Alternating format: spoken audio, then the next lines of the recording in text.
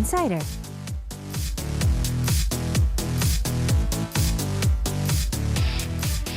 Music, dramas, movies, musicals, YouTubers, and more. Anyone who is anyone in their field. The Insider. The bunch joins us every Wednesday to share insight from the world on Insider. Today we've got a classical artist in the studio.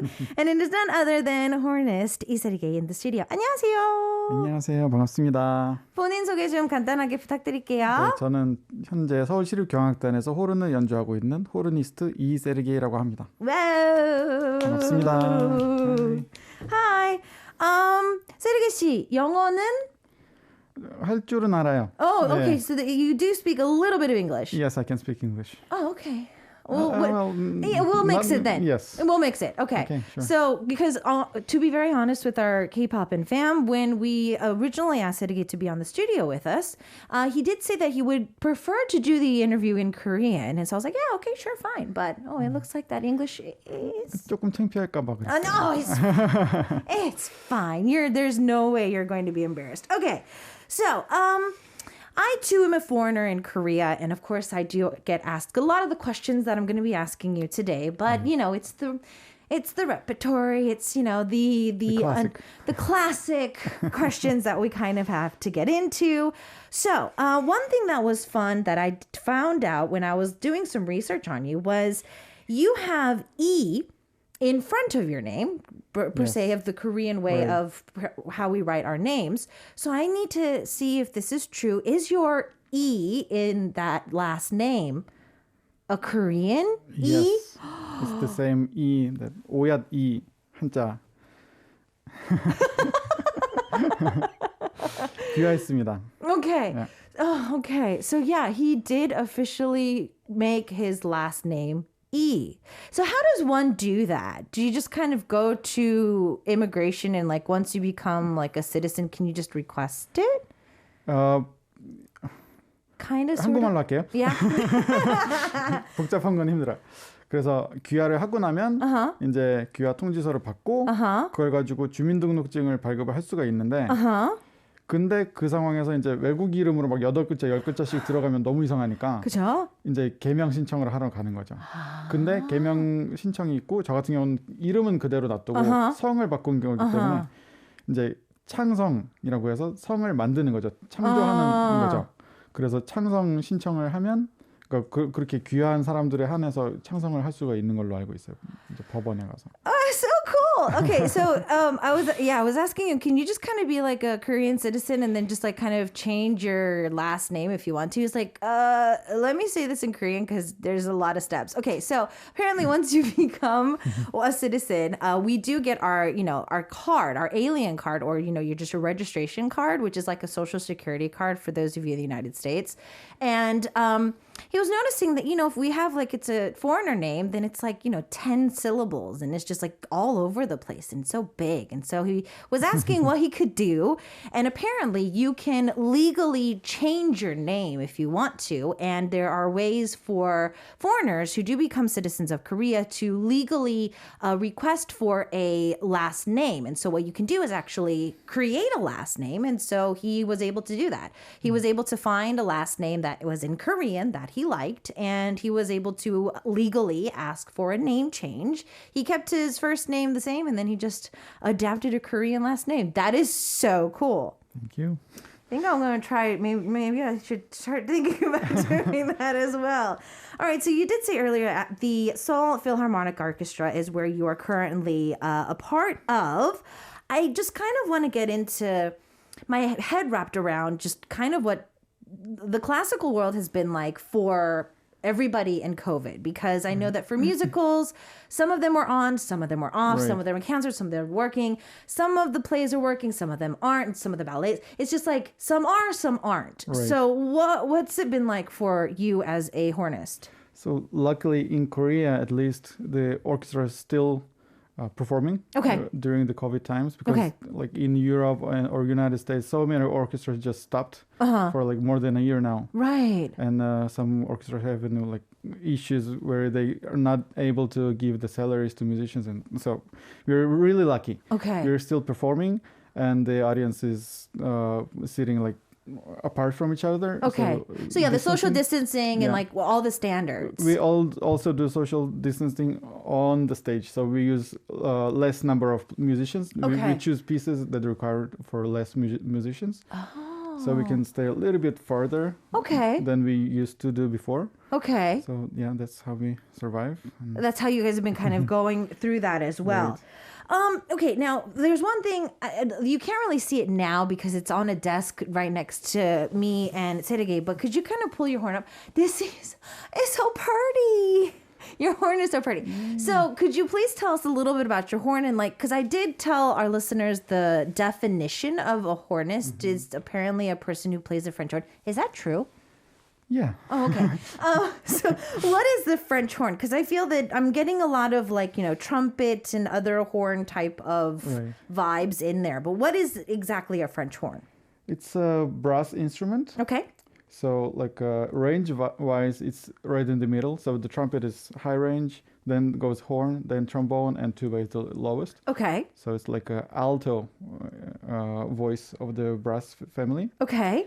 And the main feature or main character would be, I would describe as a really mellow sound that goes really well with any section, not just blends well with brass section, but also woodwinds and strings. So we have to play a lot in the orchestra. So like, like if you go to see symphonic concert or something, you will notice that trombones and trumpets are usually they're playing like really loud stuff when the music requires big impact. And then they're like resting, like chilling. Right. They're not that busy when I go to see them perform. When they play hard, and then they rest. They just kind of sit there. But the horns, we support them when they're playing loud, and then while the other brass members resting, we are supporting woodwind section or the strings. So like a lot of soft playing. Okay, no, but now that I think of it, whenever you see like an orchestra play, I feel that the French horn section is kind of always doing something in the corner. Right, you never really notice them. Yeah, but they're always there. Because the sound is kind of like in the middle, it doesn't stick out, so it kind of blends within the orchestra very well. Oh, that's so interesting. Now, I did some research and I was looking at, apparently in the Guinness World Book of Records, they said that it is like the hardest instrument to be played. You as a hornist, do you feel that it is one of the hardest instruments to play, or? In a way, yes. I mean, everybody says that. I need to actually look up the Guinness Record Book. I don't think he believes it. I mean, everybody says that, but I haven't checked. You haven't checked. We need some cross-checking. But anyway, it is a difficult instrument because I can show. It has just 3 keys, 1, 2, and 3, and there are like thumb keys which are a little bit different function.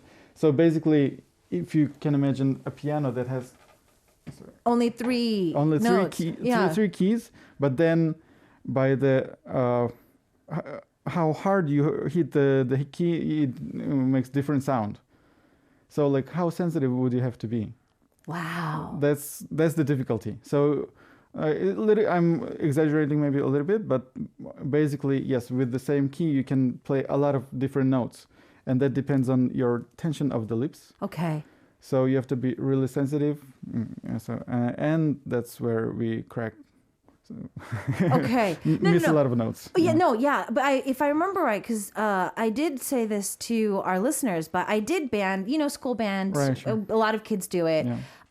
My band director, he played the trumpet. Okay. And I do remember him helping us play along, and he would play. But the trumpet too only has 3 keys.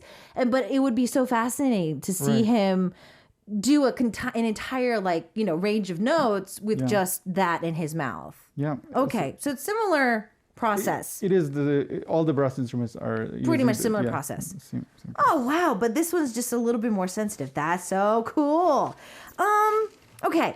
Now, out of all the brass, I mean, we're saying that they're similar and everything, and just to kind of, maybe you can say that mine's more difficult, or you can say no. I would think that maybe the trombone or the trumpet or somebody else is more.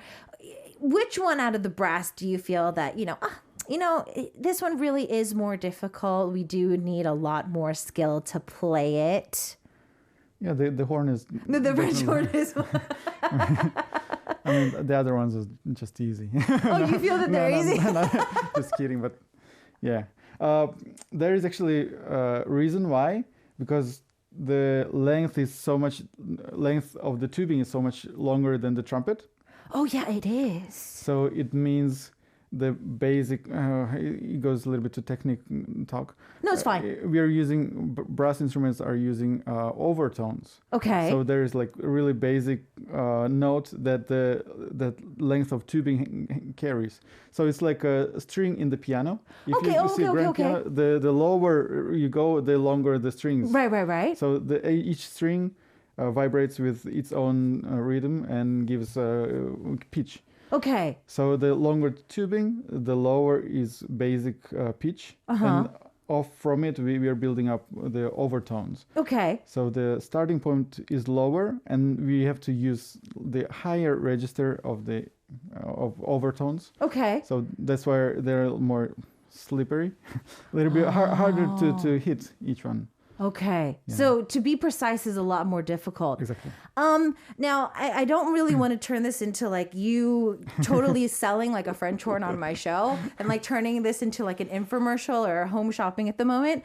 But I'm noticing, because I've never really seen a French horn up close and personal like this. But you did say that there's a lot more tubing. And I'm kind of noticing where they're kind of put together. They're not 100% in the socket. And it looks like you can adjust things. Yep. So like I said, I'm not trying to turn this into like a home shopping thing right now, but I'm just really curious as to, because it looks like you can move this. Exactly, yeah. We do move them. Okay, so what's the meaning of it? They need to be really greased well, but... So we can, first, number one is for tuning. Okay, so moving that tunes it? Yeah. And then we have to empty horn once in a while. Because it gets... the water gets in there. Inside, yeah. Well, there's so many pieces. Yeah, this one is kind of complicated one among horns. So it has like 3 different layers to it. It's called triple horn. Wow. And I guess this is as complicated as it gets. Now, if you are playing this, you said that you use this to tune, but you know how guitars, you put like a grip on it to change the key? Does that also change the key range for you, or is that just done out there? Well, kind of every key here is working kind of like a grip on a guitar. Okay.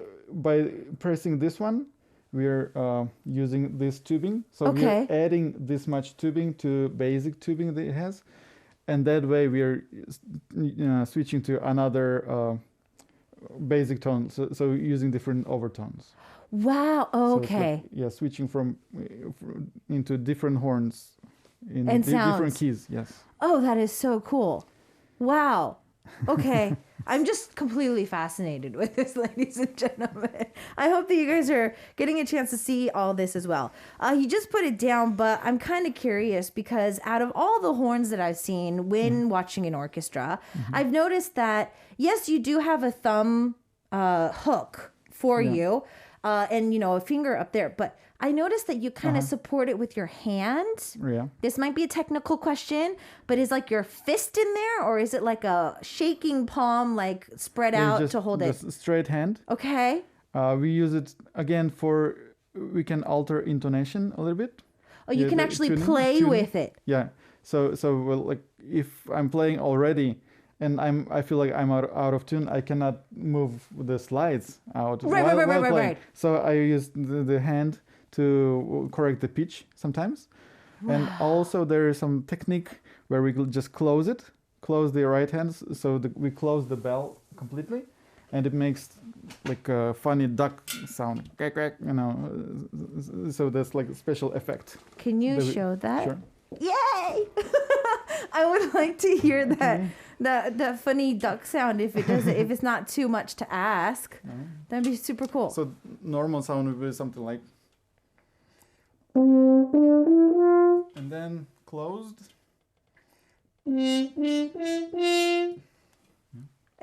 That last one sounds like something from like a comedy program type of ordeal. There we go. There we go. All right, so today we've got a really special guest in the studio with us. I trust me, guys, this is not a home shopping. I'm not trying to sell a French horn here. I'm just extremely intrigued with our hornist in the studio. We've got Sergey Lee, or Iseruge in the studio. And we're going to start answering your questions along the line and kind of get into more of his career and kind of his stay in Korea as well. So if you have any more questions and messages for our insider for today, please continue to send those in through our VLive, our YouTube live stream, or through our homepage. You had a song request for us. So you requested a Isora track. Yeah. Is she one of your favorite artists? Yeah, she is. Yeah. Okay, do you listen to her a lot, or is this just maybe a song that you liked? That particular song is written by Kim Dong-yul. Okay. And actually, Kim Dong-yul is my favorite K-pop artist. Oh. I actually have experience to play for him. So in his one of his, or actually twice, in his concerts, he uses the orchestra when it's like really big concert. So I used to play in that orchestra twice. For him? Yeah. Did you ever tell him you were a big fan? Oh, yeah, of course. Did you take pictures? Yeah, I have his signature. And actually, he, like, after one of those concerts, he actually sent me some messages asking, because, you know, he writes his music, he arranges his music. So he was, like, arranging doing the orchestra arrangement. So he was asking, is this okay for the horn part? Is it too difficult? So, like, we actually had some private talk. Woo, look at that. Yeah, that's so cool. I think he's amazing as a singer and also just as a musician. As a musician too. Yeah. Well, that is such a great backstory to a song that you requested, which I just thought you'd liked, 이소라. Okay, so we're going to take a listen to 사랑이 아니라 말하지 말아요. Don't Tell Me It's Not Love, and more of our insiders coming up after this. It's Insider Day here on K-Poppin. It's the second hour on a Wednesday, and you're continuing to listen to ARIRANG Radio. I'm your host, Isak. We have got the Hornist Sergey in the studio for today. He's been telling us a little bit about the French horn, his life in Korea very shortly. And there's actually a few questions that are coming in too. I kind of want to get this question out of the way. So Robert from our YouTube live stream has been asking, have you ever played in an opera orchestra? Actually, in Korea, there is no such thing. Oh. So, yeah. So in Korea, there are just symphonic orchestras that get hired to play opera once in a while. Okay, so they pretty much just do, if they're hired to do something, they just kind of do stuff. Oh. So like in my orchestra, I have played opera a few times. Okay. Quite a few times. But yeah, we are not called opera orchestra. We're just symphonic orchestra. And then once in a while, we do opera projects. That happens. May I ask what the difference is? Because I'm not that keen on classic world. So usually like opera orchestras are, you know, you can think of them in Europe or United States.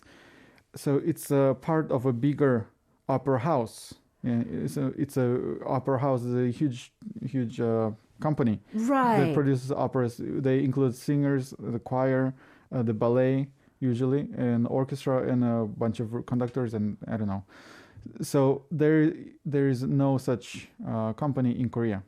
Right. Okay. Yeah. They're like opera companies, but they only do the production and just the singers, and they always hire the orchestra to play opera. Okay, yeah, okay, that makes a lot more sense now, because I didn't really realize that there was actually a difference. Do you feel that the French horn is a very important character in the symphony orchestra? Oh, totally. Totally. Of course. Of course. I mean, okay. So as I was saying, the horn is a really difficult instrument and makes actually we do make a lot of mistakes, much more than any other section in orchestra. So, but then it made me think, why would the composers still write for the horn in orchestra? They could just, take the horn out and you just get all the mistakes out as well. But there is definitely a reason why composers wanted the sound of the horn in orchestra. No, definitely. I think so. So sound-wise, I think that we did get a chance to play a little bit for our listeners earlier, but Nerve from our YouTube live stream was actually asking if we don't really know that much about like brass instruments in general, does a saxophone and like a French horn have a very different sound?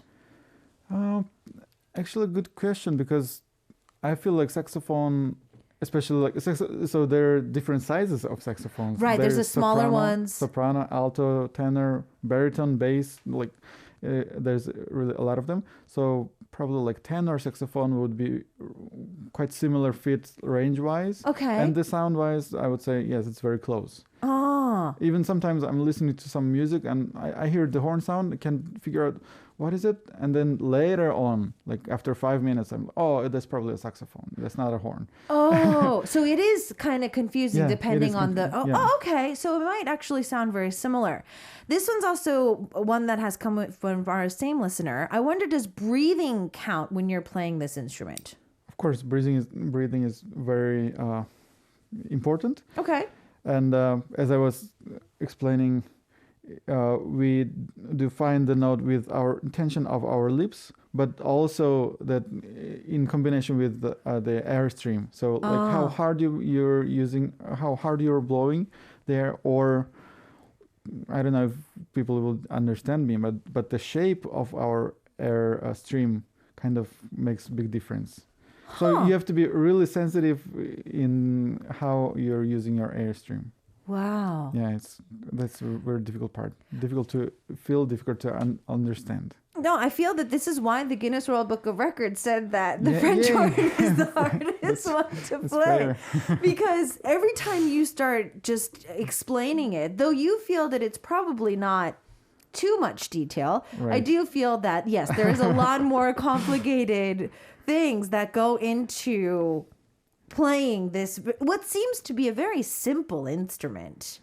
That's why we have to do a lot of work, because the instrument itself is pretty primitive. Okay. I mean, it's not primitive instrument, but still, but the basics are pretty primitive. Okay. So we have to do the 복잡한 stuff. Yeah, the very challenging things. Okay, so let's you're going back to saying that, you do have to practice a lot of things. Obviously, breathing comes into it too. So I know that we actually had some tenors and baritones in our studio not too long ago, and we asked them, how long do you practice? And they're very honest with us. They're like, honestly, opera singers can't practice that often, because if we wear out our vocal cords, it's the end of us. But I feel that when it comes to certain instruments, some could practice a lot longer. Some probably should not be. So how much on average do you practice that you feel is like perfect for you? When I used to practice. I kind of felt like, for me personally, about 3 or 4 hours a day was felt really well. But I mean, I'm saying before, because these days, when you go to work, you're already playing a lot of, you get to play horn a lot. Right. So after that, you don't want to play too much, because also our lips are pretty sensitive. It's using really tiny muscles here, and they get fatigued really easily. So yeah. For a pianist, for example, some people practice like 10-12 hours a day. That's possible. For string players, maybe a little bit less. For brass players, definitely much less than much less than 3 or 4 hours, I would say. Now, I know that because there's some these like opera houses that are like outside, and sometimes performances, like I feel that orchestras sometimes are asked to do some very unpleasant performances, like outdoors. Is it possible? Because I mean, obviously, like if it's cold outside, like your lips are gonna get cold. If it's like you have saliva on it too and it's wet, it's gonna get colder, it's gonna get chapped. Right. Can you play a French horn and do like a whole concert outside in the middle of winter? Not really. Right. It probably will get frozen somewhere, and the key would stuck if it's like too cold. Like if it's freezing cold, like technically no. Right. But other than that, if you see like military bands, they actually do all the parades and stuff. Right. No matter right. what's the weather conditions. Right. In that cases, I heard they use plastic mouthpieces because the iron or whatever it is, the metal is too cold on the lips. Okay. But yeah, I prefer not to do that. Right. I would think that it would probably make a very different sound too. With plastic. If you're requiring an orchestra or a band to play in really cold weather, you shouldn't be expecting a quality. You should be just expecting just the visual on. so you have a band, just be happy with that. The visual aspect of people being there, not that they're actually doing a great job. Forget about it. Now you said like obviously, I feel that we see people like you're part of an orchestra. I don't think we've ever really gotten a chance to see kind of like what your life would be like, so you go to work. Does it work like a 9-to-5 job? Because I know that for like ballerinas or dancers or even opera singers, like, they'll practice with either the orchestra or they'll block they'll do a run through of the show or whatnot. But I mean, like, what would be like a normal day for you being a part of an orchestra? I can explain. Actually, it's very easier to explain a normal week at the symphony orchestra. So usually, we have a program that the concert is scheduled on Thursday or Friday later in the week. Okay. So we have 3 days of rehearsals. Okay. So in my orchestra we rehearse from 10 to 4. That's a long rehearsal. With a lunch break, so okay. Of course, yeah. We need to eat. Okay. So no matter what's the program, sometimes even really difficult, really challenging pieces, we usually still stick to 3 days of rehearsals. Okay. Yeah, so like Monday, Tuesday, Wednesday, 3 day, we just rehearse 10 to 4. And then Thursday and Friday, or just the third day, is the concert. So on a day of concert, we also have stage rehearsal. Okay. Hopefully short one. Not always. Not always, but hopefully. Yeah. So that's how we work. So we don't like really go to work every day. Like it's not the same pattern. It's all depending on where our concert is scheduled, when it's scheduled. Okay. So I'm gonna kind of go back a little bit. I think I want to kind of go back to the timetable, and now we're talking about your concerts and your daily life. So let's kind of start to how you got into your current orchestra. Does one audition to be an orchestra? Are you cast? Oh, you audition. Yes. I was gonna give a few other examples, but okay, you audition. Yeah. So it just like in the classical world, it's like, okay, this orchestra is looking for this, and this, and this. Exactly. Yeah. Oh wow. Yeah. So you just send in your resume. Sometimes there's pre-screening, so you have to send in your performance already before. Yeah. And then, you play for usually the conductor of the orchestra, musical director, and kind of different for every orchestra. Okay. Yeah. But mostly that's how. I think I very briefly remember like there was numbers of seats, like first seat or second seat. Is that a thing, or is that just like a stereotype thing that I saw on TV? That couldn't be in like string sections. Like first chair, second chair. First chair. Yeah. I mean, every section has a principal and associate principal usually, who is it's the person who is playing the first part of their section. So like for the horns, there will be a first horn. Usually, you go to see orchestra. There's usually 4 horns. Okay. But we are not playing the same notes. Okay. Every horn player has his own part and different notes. So the first horn gets all the solos, all the difficult stuff. So he's a principal and gets more money. So it changes depending on the chairs too. Yeah. Oh wow. I did not know that. Yeah. So like every section has a principal. Violins have a concertmeister on top of that. So the concertmeister is like a principal of the whole orchestra. Oh. The most important person. Okay, so like the first chair, second chair, that thing is not just for like payment, but also like it's different on the sheet music and your part as well. It's a different role too. Oh, wow. Yeah. Now after listening to just all of you talking about today and like all these questions, I think I'm going to go home, watch another orchestra performance, and then I'm going to try to see who's playing what and what's going on. I hope you like it. Oh, no, definitely. I think I'm going to have a deeper, respect for all of it, because I've always respected people that were in orchestras, but I feel that I'm going to have an even more deeper respect for them because it's just so individual now. Let's kind of now go back a little bit further and go back in time to maybe younger Sergey. And how did you end up picking the French horn? Yeah, that choice was pretty easy because my father also played French horn. Oh, no, wait. That normally doesn't necessarily have to be easy because sometimes most kids are just like, ew, dad plays it. I'm not going to play it. Yeah, but I was kind of a kid that had no idea about my future. Like when I was probably 12 years old, my father just make me sit down and just, okay, so what do you want to be? If you At 12? Do you have any plans or do you want to try? I mean, he wasn't like pushing for it. Okay. But he was suggesting if you want to try to playing horn because that's something I can really help you.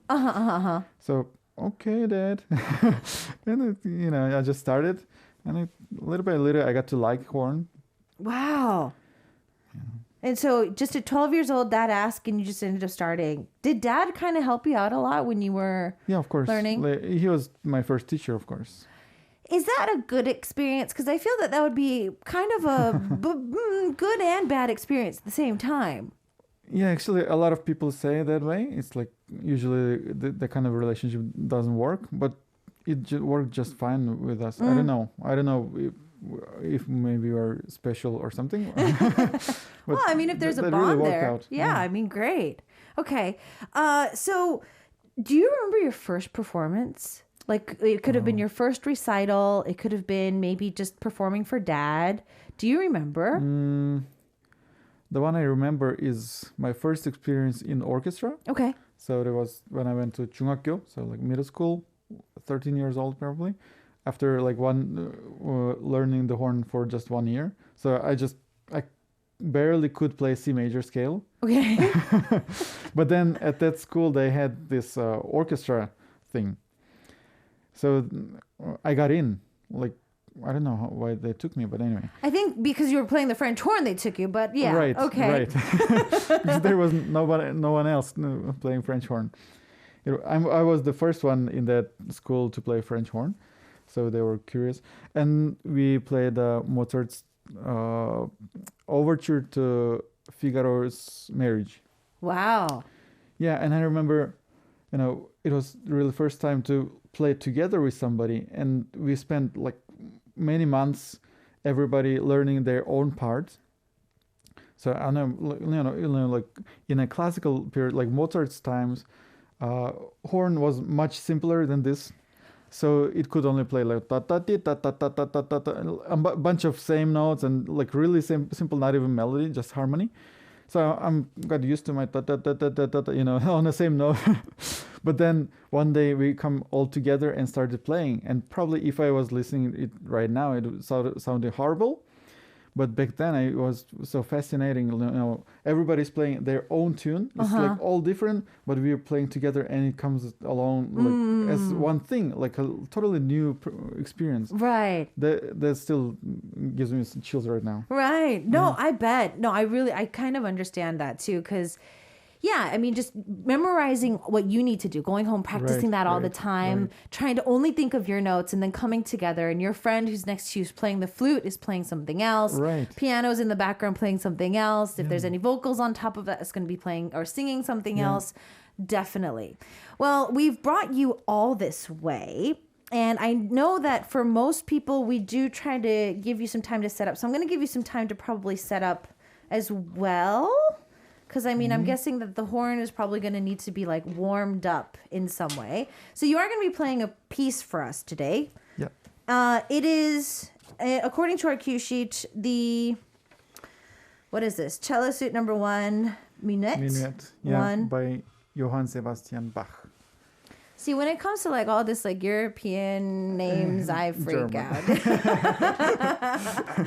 Okay, so Sergey, are you kind of just ready? Can you just kind of go in, or do you want me to give you a few seconds to get ready? Like 15 seconds would be great. All right. Then I'll give you 15 seconds to warm up and get ready. All right. So for those of you who are just dropping by, you're listening to Insider here on K-Poppin. Oh, I love this sound.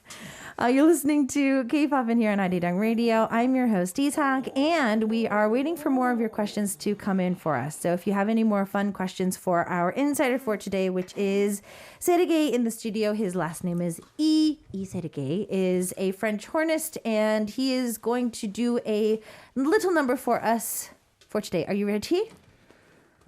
Let's see. Let's see. No pressure. Okay.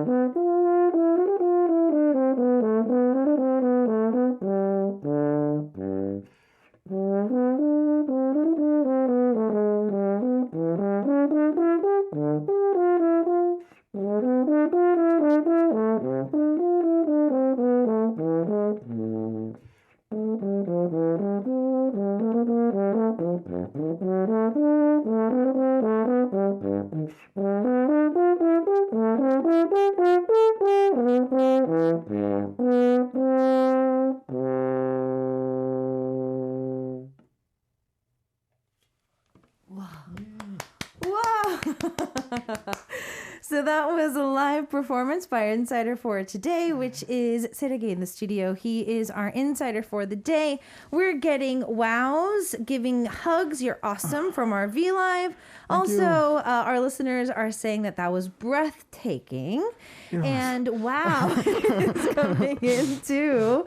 Robert says, in all my years, it's the first time hearing a French horn totally on its own. Yeah. So when I got request to play something, I was thinking for like 2 days, what can I play?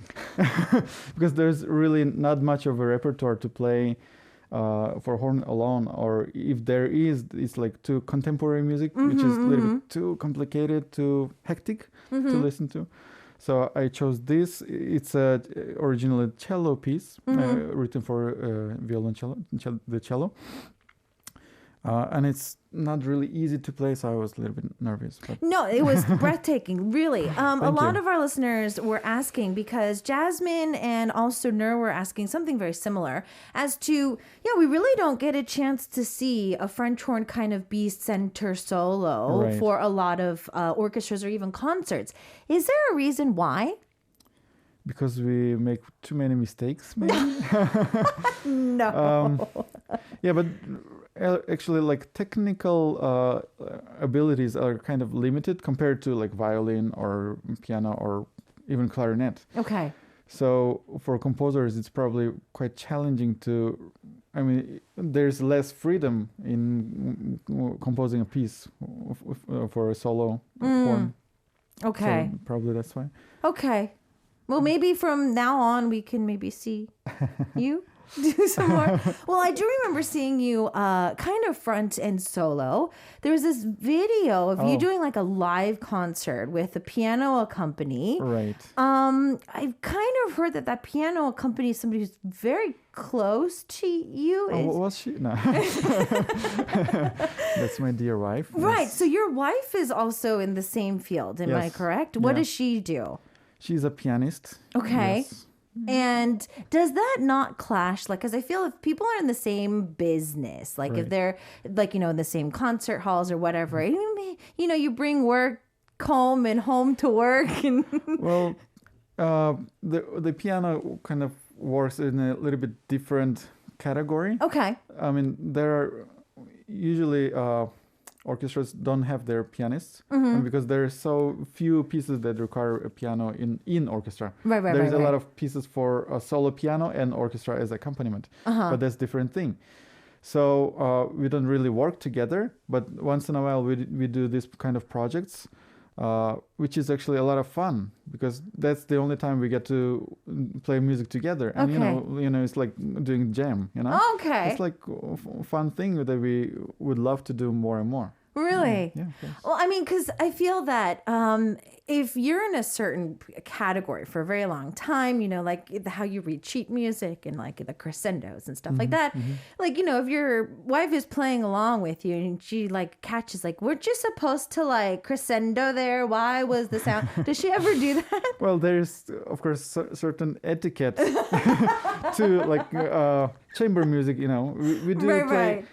Even though I'm orchestra musician, I do play chamber music once in a while. And of course, in school, we get to learn a lot of chamber music. And one of the really important parts of it is the etiquette, knowing how to say nicely without hurting each other's feelings. Okay. So of course, we're able to Keep that etiquette Yes. in the relationship. Speak nicely. Okay, well, Sergey, thank you so much for joining us for today. Thank you for having me.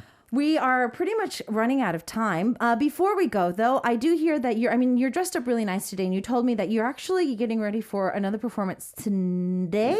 Yes, tonight. So you do have a performance tonight. Yes, And I have to run for the stage rehearsal right after this. right after this. So for any of our listeners who would like to just check you out, all we need to do is check out the orchestra. Yes, you can come to our Seoul Philharmonic Orchestra concert anytime. I'm playing pretty much everything. Okay. Every concert. And I would like to mention also there's upcoming project with my wife. So in September, it's kind of far away from now. In September, we are going to give another duo recital. So duo recital means that the pianist gets to play some solo pieces and I get to play with the pianos some solo pieces. So it's like a little bit more interesting than just listening to just the horn. Okay. So on September 26th, we are preparing our duo recital. We actually might just have to have you guys back in the studio to promote that when the time comes around. That would be great. Thank you, Sergey, for joining us in the studio. We're over time today. It looks like our producer would love to dedicate this song to you. It's a Kim Dong-yeol track. So we're going to be listening to this as we say goodbye. Thank you for joining us, Thank and we'll you see you very next much. time. Bye. Bye. Taking us out of the studio today is Kim Dong-yeol with 그게 나야, How I Am, and I'll see you guys tomorrow, same time, same place.